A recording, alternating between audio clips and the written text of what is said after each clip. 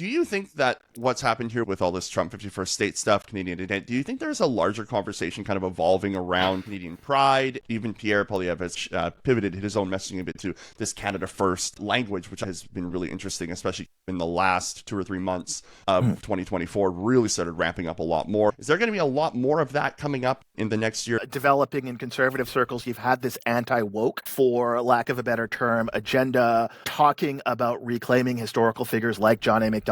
So Pierre Poilievre in that presser made a reference to John A. Macdonald, and then an aside, yes, I just said John A. Macdonald, and I referenced him in the positive. So you look at sort of one trend of the Trudeau years, we have this sort of reckoning with Canadian history, figures like John A. Macdonald, Egerton Ryerson, their involvement in things like the residential school system, and things like statues of John A. Macdonald taken down, his likeness taken off the $10 bill and replaced with the, I'd say, relatively obscure civil rights campaigner from Nova Scotia. So you have that current through the Trudeau years, and I think you've seen a sort of backlash bubbling up even independently of the sorts of needling and provocations we're getting from Trump. So I think all of this fits very well into the sort of conservative backlash that I think had already been brewing.